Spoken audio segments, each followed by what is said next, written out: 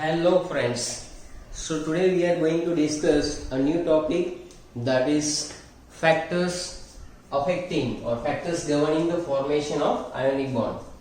तो last lecture में हमने ये सीखा कि आयनिक बॉन्ड की डेफिनेशन क्या थी, आयनिक बॉन्ड के अंदर कैसे बनता है, कौन कौन से एग्जाम्पल है, जैसे कि NaCl है, MgCl2 है, कैल्शियम डाइक्लोराइड है, कैल्शियम CF2 भी लिख सकते हैं। इस तरह के एग्जाम्पल्स हमने सीखे आज हम लोग। और वहां पर हमने ये भी सीखा था कि जनरल कैरेक्टरिस्टिक्स ऑफ जो आयनिक कंपाउंड्स होते हैं वो क्या होता है, उसकी सॉलिबिलिटी क्या होती है, उसकी फिजिकल स्टेट। अगर आपने वो वीडियो नहीं देखा हुआ है तो प्लीज आप जाके वो वीडियो पहले देख लीजिए, बराबर है। और उसके बाद ये वीडियो आप स्टार्ट कीजिए कि आपका लिंक बने रहे, बराबर है। तो आज हम लोग डिस्कस करने जा रहे हैं factors governing the formation of ionic bond. इसका सिंपल सा मतलब ये कि कौन कौन से फैक्टर्स पे डिपेंड करता है कि आयनिक बॉन्ड बन सकता है या तो नहीं बन सकता है। तो सबसे पहली बात जहां पर आती है कि व्हाट इज द मैटर, यहाँ पर ऐसा कौन सा पॉइंट है जो हम लोग डिस्कस करेंगे सबसे पहले। तो आप सबसे पहले जो है वो ये देख लीजिए कि भाई ease of formation of cation, लिखो वहां पर ease of formation of cation, बराबर। Ease of formation of cation आपने लिखा, बराबर। इसके अंदर मेनली क्या होता है कि आप देखो कि भाई कौन से एलिमेंट ऐसे हैं पीरियोडिक टेबल में जो इलेक्ट्रॉन इजीली लूज कर सकते हैं, बराबर। तो जनरली पीरियोडिक टेबल के अंदर लेफ्ट वाला पार्ट जो है, जो एस ब्लॉक के एलिमेंट है, ग्रुप नंबर 1 अल्कली मेटल्स जिसके वैलेंस शेल में एक ही इलेक्ट्रॉन है, वो इजीली इलेक्ट्रॉन लूज कर देगा, बराबर है। जैसे ही आप अल्कलाइन अर्थ मेटल्स में जाएंगे वो भी इलेक्ट्रॉन लूज कर सकते हैं। तो ease of formation of cation का मतलब क्या, ease of formation of cation का मतलब ये भी निकल के आएगा कि भाई यहाँ पर सबसे पहली बात आएगी कि आयोनाइजेशन एंथैल्पी। कैटायन कैसे बनता है, कैटायन कैसे बनेगा, तो कोई भी मान लो कि कोई भी हाइपोथेटिकल है मेटल, वो अपना एक इलेक्ट्रॉन लूज करेगा M+N के फॉर्म में प्लस N इलेक्ट्रॉन। मान लो कि मैंने सोडियम लिखा तो Na+1 इलेक्ट्रॉन, Mg लिखा तो Mg+2 इलेक्ट्रॉन, एल्यूमिनियम लिखा तो Al+3 electron.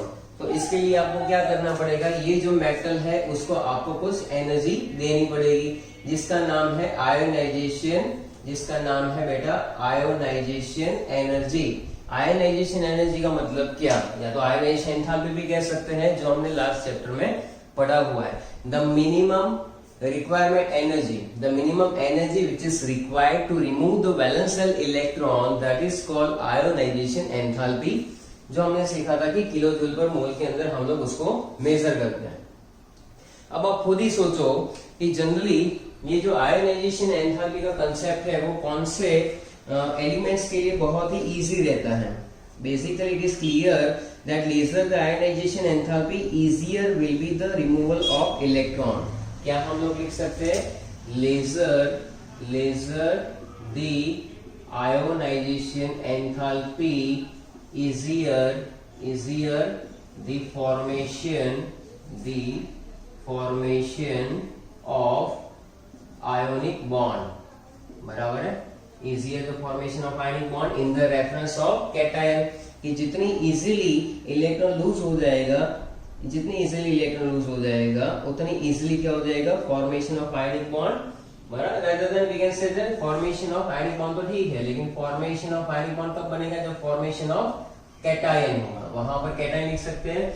Laser the ionization enthalpy easier the formation of cation and hence greater the chances of formation of ionic bond, greater the chances of formation of ionic bond. तो ionic bond बनने के लिए ये सबसे पहली बात है, बराबर है। अच्छा, यहाँ पर क्या है कि अगर हम लोग ग्रुप नंबर 1 और ग्रुप नंबर 2 की कंपैरिजन करें तो जनरली ग्रुप नंबर 1 यानी कि अल्कली मेटल्स जो होते हैं, और ग्रुप नंबर 2 यानी कि अल्कलाइन अर्थ मेटल्स जो होते हैं।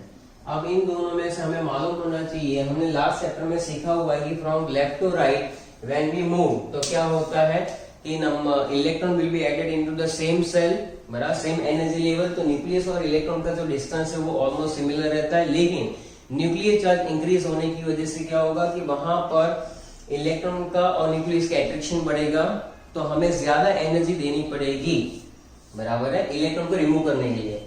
यानी कि मैं ये कहना चाहता हूँ, I want to say that कि भाई ग्रुप नंबर 2 की आयोनाइजेशन एंथैल्पी कैसी होगी, ज्यादा होगी। तो ग्रुप नंबर 2 की जो आयोनाइजेशन एंथैल्पी है, आयोनाइजेशन एंथैल्पी जो इसकी है वो ज्यादा होगी, इसकी आयोनाइजेशन एंथैल्पी कैसी होगी, कम होगी। तो आप खुद बताइए कि ease of formation of cation किसके अंदर रहने वाला है, ग्रुप नंबर 1 में, रिस्पेक्ट टू ग्रुप नंबर 2 की बात करेंगे। तो इसका मतलब ये है कि ये जो है वो इजीली कैटायन बना सकते हैं इसकी कंपैरिजन में।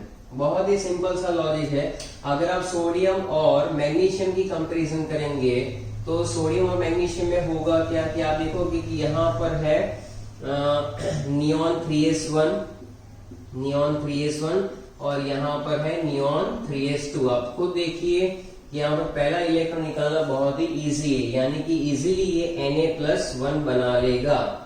और यहाँ से Mg+2 बनाने के लिए पहले एक इलेक्ट्रॉन निकालने के लिए आपको जो एनर्जी देनी पड़ेगी वो ज्यादा होगी, बराबर है। अगर आप कंपेयर कर सकते हो तो आप जनरली देखोगे कि सोडियम के रेफरेंस में 495 किलो जूल पर मोल वैल्यू होती है, बराबर। यहाँ पर जो आयनाइजेशन तो है 495 किलो जूल पर मोल रहती है सोडियम में से Na+ बनाने की बात है। और Mg में से Mg+1 जो है वो जनरली अप्रोक्सीमेट जो है 743 किलो जूल पर मोल पे रहेगी ये वैल्यू। तो जब मैग्नीशियम में से Mg+1 बनाना है तो उसकी वैल्यू जो है वो काफी ज्यादा रहती है, बराबर है। इसके रेफरेंस में हम लोग समझ सकते हैं कि यहाँ पर अभी तो एक ही इलेक्ट्रॉन निकाला है तब की बात है ये, बराबर है। फर्स्ट आयोनाइजेशन एंथैल्पी के बारे में डिस्कशन चल रहा है। तो Na में से Na+1 और Mg में से Mg+1। Okay, so in case of alkaline earth metals, the formation of positive ion takes place, but ionization enthalpy are higher than those of group 1 elements. So the formation of positive ion is not as easy as in alkali metals. यानी कि alkali metals में जिस तरह से easily cation form हो सकता है वैसा alkaline earth metals में नहीं होगा, सीधी सी बात है। अभी आगे आप Mg+ में से Mg+2 जब बनाने जाओगे तो क्या होगा कि second ionization enthalpy is always higher, क्योंकि यहां पर बेटा IE2 आएगा, यहां पर IE1 था। तो जब कभी भी आप Mg+1 में से Mg+2 बनाओगे तो क्या होगा, सेकंड आयोनाइजेशन एंथैल्पी जो है वो बढ़ जाएगी, बराबर, बिकॉज जो न्यूक्लियर चार्ज है वो सेम रहता है, यानी कि वहां पर ज्यादा एनर्जी देनी पड़ेगी आपको इलेक्ट्रॉन को रिमूव करने के लिए। So in that comparison easy formation किसमें होगा, ग्रुप नंबर 1 में होगा। तो आप देख सकते हैं कि यहाँ पर हमने सीखा है। इसी तरह से अगर आप बात करोगे कि एल्यूमिनियम की बात करोगे कि भाई similarly in case of aluminium the formation of triply charge ion, अगर आप Al+3 बनाना चाहते हो तो 3000 किलो जूल पर मोल के आसपास एनर्जी लगती है, अप्रोक्स बता रहा हूँ। 3000 जितनी ज्यादा वैल्यू आप दोगे 3000 किलो जूल पर मोल, इससे अच्छा है कि सोडियम से ही आप क्या करवा लो, आयनिक बॉन्ड बना लो। यानी कि Na+1 बहुत ही इजीली आयनिक बॉन्ड बना सकता है in the comparison of Mg+2 की बात है। तो आयनिक बॉन्ड फॉर्मेशन में सबसे पहली बात ये आ जाएगी, कंक्लूजन क्या है, lower the value of ionization enthalpy, lower the value लिखेंगे यहां पर conclusion, lower the value of ionization enthalpy। बोल आगे क्या लिख सकते हैं, lower the value of ionization enthalpy greater the chances of ionic bond। क्या लिखेंगे यहाँ पर, greater the chance या तो chances of ionic bond formation, ionic bond formation, बराबर है। तो ये इस थियरी का कंक्लूजन है, बराबर। इतना आप कंप्लीट कर लीजिए, फिर हम लोग आगे बढ़ते हैं नेक्स्ट पॉइंट के अंदर, बराबर है।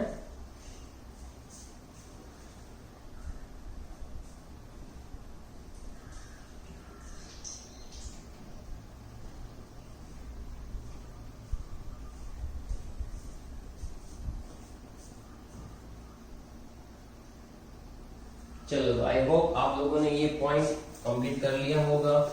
तो सबसे पहला point ease of formation of cation के अंदर हमारा जो पॉइंट है वो क्या रहेगा, lower the value of ionization enthalpy, greater the chances of ionic bond formation. चलो ठीक है, इतना आप कंप्लीट कर लो। नेक्स्ट है हमारे पास कि भाई इस जैसे इजीली कैटायन फॉर्म हो सकता है वैसे ही हमें और एक चीज चाहिए, एनायन। तो सेकंड पॉइंट आप हम लोग डिस्कस करेंगे, सेकंड पॉइंट जो है वो हम लोग डिस्कस करेंगे, that is the ease of formation of anion.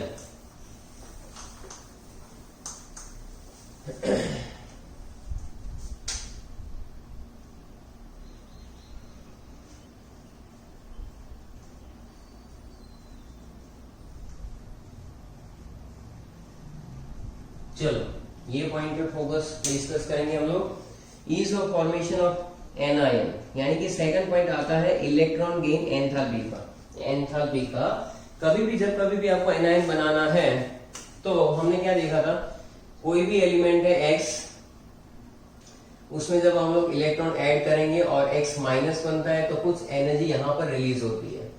The energy which is release when in any isolated neutral gases atom, when we add up the electron, it converted into anion and some energy, amount of energy which will be released, उसको हम लोग क्या कहते हैं, electron gain enthalpy. तो कौन सा ऐसा है टॉपिक जो हमने पढ़ा हुआ है तो बार बार डिस्कस नहीं करेंगे। ग्रुप 17 जो है एलिमेंट्स वो ज्यादा रहते हैं कि भाई it has a tendency to acquire one electron converting into anion. यानी कि अगर क्यों ऐसा होता है, हेलोजन की बात करेंगे, halogen elements have higher value of electron gain enthalpy, because halogen का जो कॉन्फ़िगरेशन होता है NH2 NP5, अगर वो एक ही इलेक्ट्रॉन गेन कर लेगा तो वो बन जाएगा NH2 NP6। तो यहाँ पर पूरे पीरियोडिक टेबल में एक ही ग्रुप ऐसा है जहां पर हम लोग क्या कर सकते हैं, इलेक्ट्रॉन ऐड करेंगे और फटाक से वो कन्वर्ट हो जाएगा किसके अंदर, नॉर्मल गैस कॉन्फ़िगरेशन के अंदर। And that's why we can say that in this type of cases the electron gain enthalpy will be higher. So higher the electron gain enthalpy, और अदर रेफरेंस में बोल सकते हैं कि higher the electron affinity, more energy release and stabler will be the negative ion. Higher the electron gain enthalpy, higher the electron gain enthalpy, या तो electron affinity भी लिख सकते हो, सिर्फ इसकी साइन का फर्क है। हायर द इलेक्ट्रॉन एफिनिटी का मतलब क्या होता है, इलेक्ट्रॉन को अट्रैक्ट करने की जो कैपेसिटी होती है। तो जनरल इलेक्ट्रॉन अट्रैक्ट कौन करता है, जिसको जरूरत है। यहाँ बैलेंस सेल में 7 इलेक्ट्रॉन है, एक ही इलेक्ट्रॉन गेन करेगा तो किस में कन्वर्ट हो जाएगा, वो नॉर्मल गैस में। Higher is the electron affinity, so we can say that more is the energy release. देखो वहां पर more is the energy release, बराबर है। एनर्जी रिलीज होगी ज्यादा, जब एनर्जी ज्यादा रिलीज होगी तो क्या होगा, stable will be the negative ion, या तो लिख सकते हो stabler will be the negative ion produce. यानी कि जो नेगेटिव आयन प्रोड्यूस होगा वो कैसा होगा, स्टेबल होगा। अब वो स्टेबल होगा तो ही हमारी बात बनेगी, because probability of formation of ionic bond तभी हो सकता है। And halogen possess the high electron gain enthalpy, we can say that. And अगर हम लोग बात करें आगे कि भाई कैसे होता है यहाँ पर, तो देखो एक चीज है कि इलेक्ट्रॉन गेन एंथैल्पी में हमने ये पढ़ा था, पहले केस में तो हम लोग एनर्जी दे रहे थे, बराबर है। तो वैल्यू जनरली वहां पर किस में होती थी, आपने देखा कि वैल्यू पॉजिटिव थी, आयोनाइजेशन एंथैल्पी की बात कर रहा हूँ। लेकिन यहाँ पर एनर्जी रिलीज हो रही है तो एनर्जी कैसी होगी, माइनस। ये डेल्टा एच का जो खेल है वो आप थर्मोडायनेमिक्स के अंदर सीखोगे या सीख रहे होंगे। लेकिन यहाँ पर जो है हमें क्या सीखना है कि सिर्फ किस तरह से फॉर्मेशन होता है। तो halogen elements easily electron gain करके एनायन बना सकते हैं, और alkali elements easily electron lose करके कैटायन बना सकते हैं, बराबर है। तो ये यहाँ पर पॉइंट रहेगा कि नेगेटिव जो आयन बनेगा यहाँ पर, बराबर है, आयनिक बॉन्ड फॉर्मेशन में क्या होगा, आयनिक बॉन्ड किसके बीच में फॉर्म होता है, तो अब आप सिंपल सी बात सोचो कि Na+ और Cl-, Na+ extremely left hand side है और Cl- extremely right hand side है, इनके बीच में क्या बनेगा, आयनिक बॉन्ड बनेगा, बराबर है। तो ये जो पॉइंट है कि is of formation of anion, ये हमने सीखा। कई बार ऐसा भी होता है कि इलेक्ट्रॉन एंथैल्पी की वैल्यू पॉजिटिव आती है, तो वो हमने सीखा हुआ है, मैंने आपको ऑक्सीजन का केस सिखाया हुआ है, तो आप वो वीडियो देख सकते हो पीरियोडिक टेबल के अंदर, जहां पर इलेक्ट्रॉन की एंथैल्पी डिटेल में डिस्कस किया हुआ है। Now we are moving on third and main point, that is called lattice enthalpy. Lattice enthalpy. अब क्या हुआ, मान लो कि Na+ है और Cl- है, तो ऑपोजिटली चार्ज आयंस है, तो एक दूसरे के बीच में क्या होगा, एट्रैक्शन लगेगा, बराबर है। तो कभी आपने देखा हो कि NaCl जो है किस तरह से फॉर्म होता है, तो मान लो कि यहाँ पर एक ऐसा मेजरिंग फ्लास्क है जहां पर मैंने अंदर क्लोरीन गैस भरा हुआ है, बराबर, क्लोरीन गैस भरा हुआ है। Now we are discussing the formation of NaCl। यहाँ पर अंदर कौन सा गैस भरा हुआ है, क्लोरीन गैस, बराबर है। तो क्लोरीन गैस भरा हुआ है जो ग्रीनिश येलो कलर का होता है।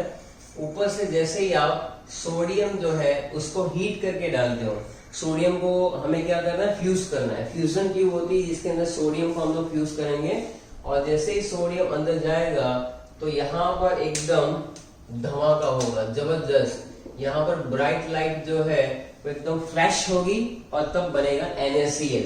क्योंकि यहाँ पर जो Na+ होता है और Cl- होता है, तो ये तो एक क्रिस्टल बनाना, हमें तो 1 मोल NaCl की बात करनी है। ये Na+ और Cl- क्या करेंगे, they are oppositely charge ions, तो उन दोनों के बीच में एट्रैक्शन होता है। तो आपने देखा ही होगा जनरली ऑपोजिटली चार्ज आयंस के बीच में क्या होता है, एट्रैक्शन हो ही जाता है, बराबर। तो प्लस और माइनस, ऐसे अनगिनत प्लस और माइनस जब जुड़ेंगे तो धीरे धीरे धीरे क्या बनेगा, NaCl बनेगा। तब कुछ एनर्जी, जब कोई कंपाउंड फॉर्म होता है और स्टेबल बनता है, तो क्या होता है, वो एनर्जी रिलीज करता है।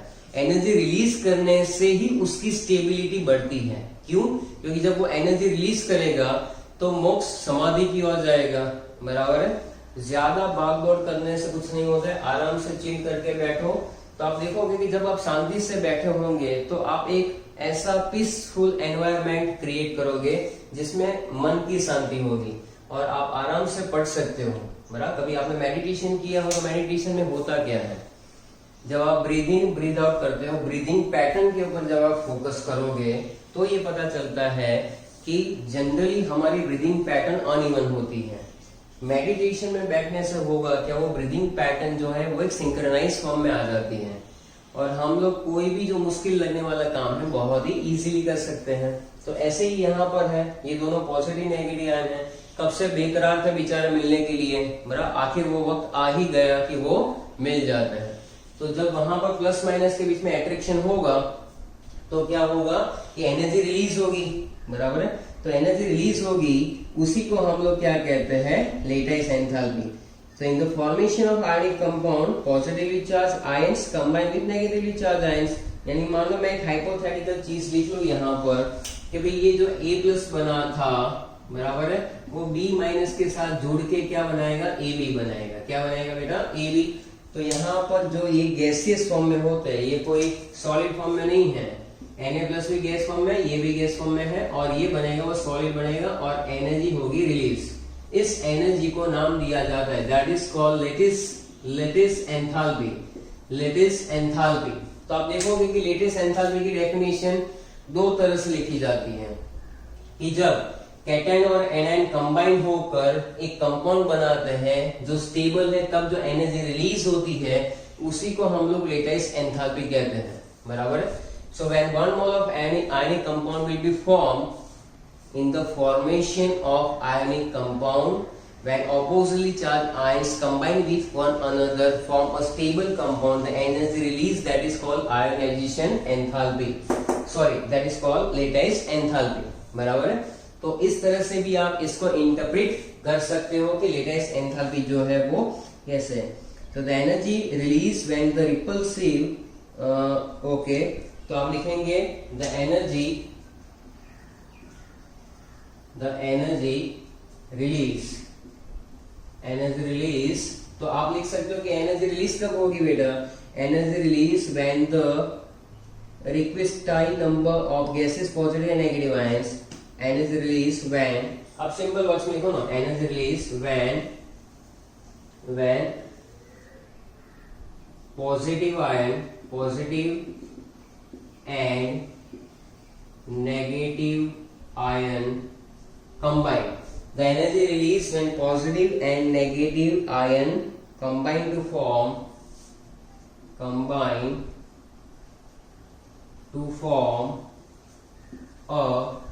new compound, combine to form a new compound. नया कंपाउंड कौन सा बना रहे हो, नया कंपाउंड तो बना रहे हैं, that is called ionic compound to form. Okay, तो यहाँ पर लिख सकते हैं new compound to form 1 mole of ionic compound, 1 mole ionic compound, बराबर है, that is called latest enthalpy.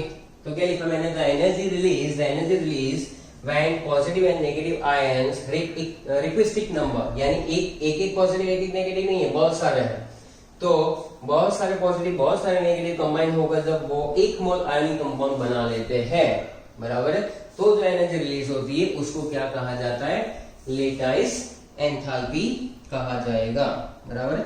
तो the higher the value of lattice enthalpy resulting ionic compound, the greater will be the stability.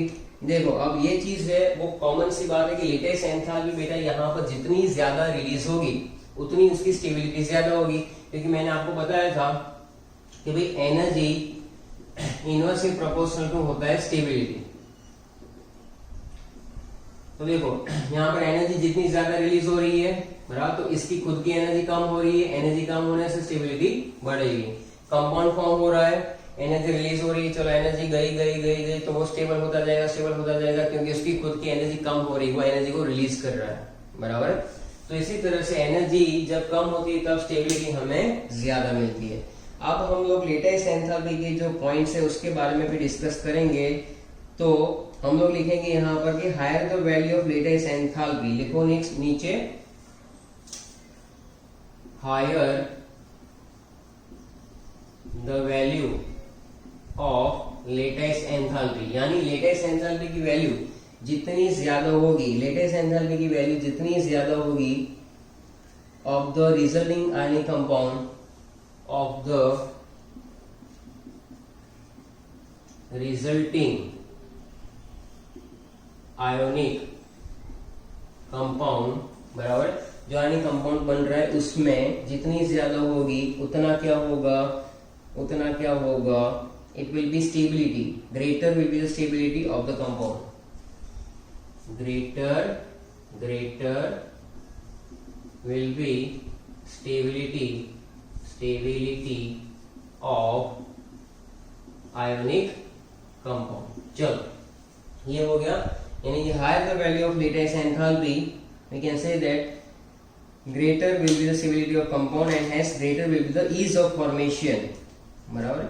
अब आगे की कहानी जो है वो मैं आपको बता रहा हूं, पहला इतना कंप्लीट कर लीजिए, कंप्लीटेड एंथैल्पी। चलिए लेटेस्ट एंथैल्पी जो है उसके अंदर भी हम लोग ये डिस्कस करने जा रहे हैं एक एग्जांपल के साथ कि किस तरह से लेटेस्ट एंथैल्पी इंपैक्ट डालता है इस एग्जांपल में और पूरे आयनिक बॉन्ड फॉर्मेशन के अंदर। तो आपके सामने एक एग्जांपल मैंने सेट किया हुआ है कि मान लो कि सोडियम है, बराबर, सोडियम को सब्लिमेशन एनर्जी देंगे, यानी सॉलिड में से गैस में कन्वर्ट होगा, then we supplied the ionization enthalpy to remove the electron from the valence shell. तो जनरली जब Na+Na+ बनाया जाता है, एक इलेक्ट्रॉन रिलीज करते हैं तो हमें एनर्जी सप्लाई करनी पड़ती है और वो एनर्जी की अमाउंट है 495.4 किलो जूल पर मोल। तो इतनी अमाउंट ऑफ एनर्जी जो है जब आप सप्लाई करोगे तब जाके सोडियम में से सोडियम प्लस आयन बनता है, ये हम सब जानते हैं। दूसरी बात आएगी क्लोरीन की, क्योंकि क्लोरीन जो है उसकी इलेक्ट्रॉन एफिनिटी काफी ज्यादा है, तो इलेक्ट्रॉन एफिनिटी का मतलब है कि इलेक्ट्रॉन अट्रैक्ट करने की जो उसकी टेंडेंसी है वो, यानी कि वो एक इलेक्ट्रॉन गेन करेगा और वो Cl- में कन्वर्ट हो जाएगा। तब जो एनर्जी रिलीज होती है जिसको हमने नाम दिया था इलेक्ट्रॉन गेन एंथैल्पी या तो इलेक्ट्रॉन एफिनिटी भी बोलते हैं, साइन का फर्क है, दैट इज -349 किलोजूल पर मोल। अब हुआ क्या कि ये दोनों जो आयन जो बने वो एक दूसरे के अंदर बराबर है, एक दूसरे के साथ अट्रैक्ट होने लगे, क्योंकि एक पॉजिटिव आयन था एक नेगेटिव आयन था। तो बच्चों यहाँ पर हमें ये सीखना है कि Na+ और Cl- when oppositely charged ions attract to combine with each other, they form ionic compound, one mole ionic compound। तो जब कभी भी NaCl बनता है तो एनर्जी रिलीज होती है वो -787 किलोजूल पर मोल होती है। यानी कि क्या ये हमारे फायदे का सौदा है? Let's just check. तो आप देखेंगे यहाँ पर ये दोनों माइनस वैल्यू और इसका एडिशन जो है बेसिकली तुम्हारा नेट अमाउंट ऑफ एनर्जी जो रिलीज होता है वो होता है -640 किलोजूल पर मोल, यानी कि 1 मोल NaCl की बात है। तो एक्सोथर्मिक रिएक्शन है, ये रिएक्शन कैसा है? एक्सोथर्मिक, क्योंकि यहाँ आपको प्लस माइनस से कोई लेना देना नहीं है, वो आप थर्मोडायनेमिक्स के अंदर पढ़ोगे जहां पर आप एंथैल्पी पढ़ोगे। तो माइनस का मतलब है that is basically exothermic reaction, बराबर। तो यहाँ पर है ये एक्सोथर्मिक रिएक्शन। इसके बेसिस पे यहाँ पर जो फोर्स ऑफ अट्रैक्शन की हम लोग बात करने जा रहे हैं, फोर्स ऑफ अट्रैक्शन की जो हम लोग बात करने जा रहे हैं, that is basically in the formation of ionic compound the positive and negative charge ions combine with each other to form compound and the energy released when the number of gaseous positive ions and number of gaseous negative ions combine। तो उसमें जो force of attraction रहता है बेटा, यहाँ पर आपको याद रखना पड़ेगा कि force of attraction between the oppositely charged ions are basically क्या होता है? force of attraction that is Q1 Q2 charges जो होते हैं उसके डायरेक्टली प्रोपोर्शन में रहता है और उसके बीच का जो डिस्टेंस होता है उसके इनवर्सली प्रोपोर्शन में रहता है, वो भी स्क्वायर में। तो force is directly proportional to Q1 Q2 inversely proportional to square of distance, बराबर। तो यहाँ पर ये जो है मैथमेटिकली फॉर्म हमने लिखा हुआ है कि फोर्स ऑफ अट्रैक्शन जो है बेसिकली वो क्या होगा? ऑपोजिटली चार्ज आयंस जो होते हैं उसके डायरेक्टली प्रोपोर्शनल में रहेगा to the magnitude of charges and inversely proportional to the square of the distance between them. Now, lattice enthalpy depends on which factor? कौन से फैक्टर पे lattice enthalpy डिपेंड करती है, बराबर है। तो एक है चार्ज ऑन आयन और एक है साइज ऑफ आयंस। लेकिन पहले इस साइड का कंटेंट जो है वो हम लोग एक बार देख लेंगे वापस, फिर मैं यहाँ पर भी आऊंगा। तो आप देख सकते हैं कि A+ और B- जो है यानी कि Na+ Cl- कंबाइन होकर AB बनाता है। अब सीख ही लिया है तो लेटेस्ट एंथैल्पी ये x किलोजूल पर मोल एनर्जी जो रिलीज होती है दैट इज लेटेस्ट एंथैल्पी। तो लेटेस्ट एंथैल्पी की डेफिनेशन आप ऐसे भी बोल सकते हो कि इतनी एनर्जी कोई, देखो ध्यान से सुनो, 1 mole of ionic solid compound को जो एनर्जी दी जाती है क्योंकि वो अपने ओरिजिनल फॉर्म में, यानी कि this much amount of energy given to the 1 mole of ionic solid substance to cut off the force of attraction, बराबर है। तो ए और बी के बीच में जो फोर्स ऑफ अट्रैक्शन था उसको कट ऑफ करने के लिए और उसको वापस A+ और B- में कन्वर्ट करने के लिए जो एनर्जी सप्लाई होती है that is also latest enthalpy. तो लेटेस्ट एंथैल्पी की डेफिनेशन दो तरह से आप लिख सकते हो।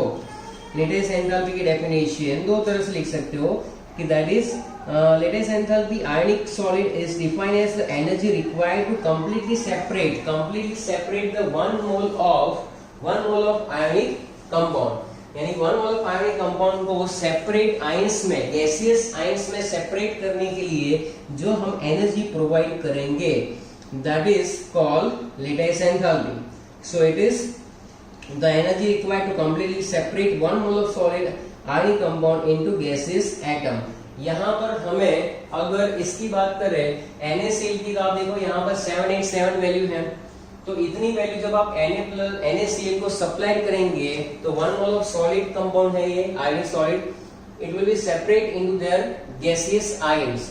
सो इस तरह से भी डेफिनेशन लिखी जा सकती है। चलो ठीक है, अब मैं आपको ये बताना चाहता हूँ कि फॉर टू आयंस, ये जो ऑपोजिटली चार्ज आयंस है A plus B minus, for two ions with charges of Q1 and Q2 separate by distance of r, separate by distance of r, then what about the potential energy can be calculated from Coulomb's law, बराबर? Coulomb's law के basis पे आप उसकी energy calculate कर सकते हो, and that is lattice enthalpy.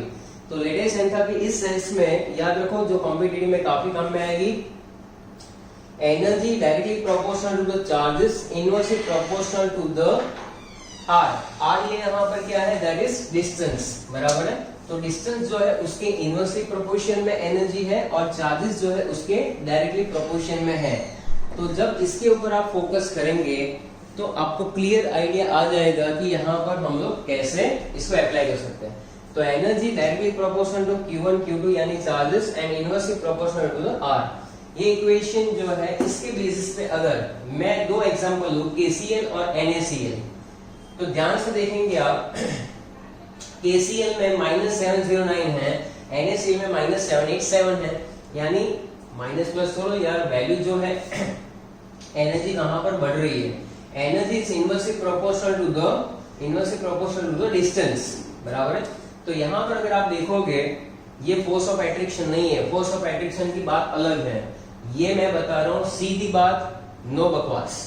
Energy जो है आप देखो NaCl और KCl में बेटा Cl तो कॉमन है, बराबर है?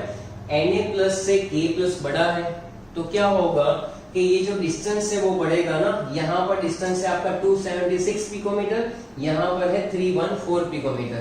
डेटा काम का नहीं है, नॉलेज काम का है, तो यहाँ पर वैल्यू बढ़ेगी। सिंपल सी बात है, इंटरआयनिक डिस्टेंस जो है वो यहाँ से यहाँ ज्यादा है, तो ये बढ़ा यानी क्या बढ़ा, आर बढ़ेगा, डिस्टेंस बढ़ेगा तो एनर्जी कम होगी। तो देखो यहाँ पर 709 है, यहाँ पर 787 है।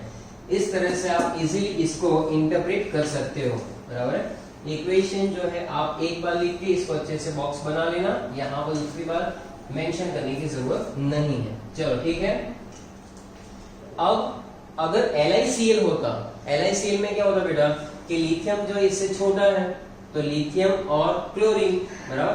तो LiCl में क्या होगा, तो आप देखो कि लिथियम तो इससे भी छोटा है, Na+, K+, जैसे जैसे K+ यानी top to bottom size will be increases, size बढ़ेगा, बराबर है? तो R बढ़ेगा तो एनर्जी कैसी हो जाएगी, देखो यहाँ पर R ज्यादा है तो एनर्जी कम है, बराबर है? और यहाँ पर NaCl में क्या है, 276 पिकोमीटर है, यानी कि यहाँ पर आपका जो R है वो कम है, तो क्या करेंगे कि यहाँ पर वैल्यू जो है हमें 787 मिल रही है। क्लियर है इतना कंटेंट? चलो अब आगे आप देखोगे कि लेटेस्ट एंथैल्पी जो है वो इनवर्सली प्रोपोर्शनल टू R है। R क्या होता है, R plus R minus cation के रेडियस, एनायन के रेडियस, इंटर आयोनिक डिस्टेंस के बेसिस, बराबर? चलो सबसे पहला फैक्टर है charge on ion. Charge on ion में क्या लिखा हुआ है, higher the charge on ion greater the force of attraction, larger amount of energy release, बराबर है? तो higher the charge on ion, अगर मैं आपको एग्जांपल के बेसिस पे बात करूं, Na+Cl माइनस +1 -1, बराबर? ये यूनिवैलेंट है दोनों के दोनों, CaCl2 +2 -1, ये यूनि, ये कैसा हो गया, ये बाइवैलेंट हुआ, बाइवैलेंट यूनिवैलेंट, MgO बाइवैलेंट हुआ। तो आप देख रहे हैं कि जैसे जैसे चार्ज जो है वो बढ़ रहा है, हायर द चार्ज, Na+1 में से ये 1 था, यहाँ पर क्या हुआ +2 और 1 यानी 2 और 1, तो आप देख सकते हैं इसके बेसिस पे Q1 Q2 जो है चार्जेस जो है मल्टीप्लिकेशन में बढ़ रहा है, बराबर है? इसके बेसिस पे इसकी एनर्जी पे आप देखोगे कि 1 में -758, CaCl2 में -2254। So higher the charge on the ion, greater the force of attraction and larger amount of energy will be released. तो फोर्स ऑफ अट्रैक्शन के बेसिस पे देखो तो Q1 Q2 जो है डायरेक्टली प्रोपोर्शनल है, और अगर फोर्स ऑफ अट्रैक्शन ज्यादा हुआ तो एनर्जी ज्यादा रिलीज होगी, लेटेस्ट एंथैल्पी बढ़ेगी। इसको छोड़ के ये वाले फॉर्मूला पे ध्यान दो, तो Q1 Q2 यानी आपको दो चीजें ध्यान में रखनी, एक साइज और एक चार्ज, कौन सा कहां पर डोमिनेट करता है, बराबर है? साइज जहां पर डोमिनेट करता है तो वहां पर वो चीज आपको कंसीडर करनी है चार्ज जहां पर डोमिनेट करता है वहां पर आपको वो चीजें देखनी है, बराबर। लेकिन जनरली कई बार ऐसा भी देखा गया है कि जहां पर साइज और चार्ज दोनों होंगे वहां पर चार्ज डोमिनेट करेगा, साइज और चार्ज जहां पर होंगे वहां पर चार्ज डोमिनेट करेगा। चलो ठीक है, तो NaCl, CaCl और MgO की बात क्लियर है। ये जो वैल्यू बढ़ रही है वो किसकी वजह से बढ़ रही है? MgO में सबसे हाईएस्ट है क्योंकि बायोवैलेंट है दोनों के दोनों। तो MgO में ये जो वैल्यू बढ़ रही है वो किसकी वजह से बढ़ रही है कि वहां पर बायोवैलेंट है। Okay okay, now we are discussing size of ion. Size of ion में आप देखेंगे Na प्लस NaCl और NaBr। तो वैल्यू जो है NaCl में लेटेस्ट एंथैल्पी की ज्यादा मिल रही है, NaBr में कम मिल रही है। क्यों ऐसा हो रहा है? तो आप क्लियरली देख सकते हैं कि दोनों में क्या है, Na प्लस तो कॉमन है, लेकिन Cl माइनस और Br माइनस में top to bottom fluorine, chlorine, bromine, iodine. तो यहाँ पर ब्रोमाइन जो है रेडियस उसकी ज्यादा है और यहाँ पर रेडियस कम है। तो रेडियस जहां पर बढ़ेगी इसका मतलब कि साइज ऑफ आयन जो है इसका ज्यादा है Rbr माइनस का। सो Rbr minus is greater then RCl minus and that's why what happens कि हमें मालूम होना चाहिए R इनवर्सली प्रोपोर्शनल है। अगर R बढ़ेगा तो एनर्जी जो है वो कम हो रही है। R बढ़ा, Cl से Br का R बढ़ा तो एनर्जी रिलीज कम हो रही है। लिथियम क्लोराइड, लिथियम आयोडाइड, फिर से फ्लोरीन और आयोडीन। तो फ्लोराइड से आयोडीन आप देख सकते हैं कि आयोडीन की साइज जो है R minus, radius of anion is larger in the comparison of radius of this anion. RH minus यानी फ्लोराइड आयन की रेडियस और आयोडीन आयन की रेडियस जो है उसका अगर आप कंपैरिजन करेंगे तो आयोडीन आयन की जो रेडियस है वो काफी ज्यादा है and that's why radius is inversely proportional to lattice enthalpy this energy. तो यहाँ पर आप देख सकते हैं कि जहां पर साइज छोटी है वहां पर एनर्जी ज्यादा रिलीज हो रही है। इसी तरह से AgCl, AgI, क्लोरीन से आयोडीन, साइज बढ़ी तो एनर्जी घटी। तो ये जो है दो फैक्टर बहुत ही इंपॉर्टेंट है, charge on the ion and size on the ion. Net effect में अगर लिखा जाए तो latest enthalpy plus electron gain enthalpy, latest enthalpy यहाँ पे मेंशन कर सकते हैं, latest enthalpy plus electron gain enthalpy is greater than latest enthalpy plus electron gain enthalpy greater than ionization enthalpy, ionization enthalpy। ये जो मैं आपको बॉक्स बना के लिखवा रहा हूं that is most important। तो नेट इफेक्ट यहां से मिलेगा। नेट इफेक्ट क्या होगा? Release of energy and hence ionic bond is form. तो आपको याद रखना है कि latest enthalpy plus electron gain enthalpy का टोटल करो और वो अगर आयनाइजेशन एंथैल्पी से ज्यादा हुआ तो बट ऑब्वियस है कि आपका यहाँ पर ही आप देख सकते हैं, यहाँ पर इलेक्ट्रॉन गेन एंथैल्पी है ये, यहाँ पर लेटेस्ट एंथैल्पी भी है, इन दोनों का आप देखोगे it is greater than the ionization enthalpy. So in that case formation of ionic bond will be take place. तो इस तरह से ये टॉपिक जो है यहाँ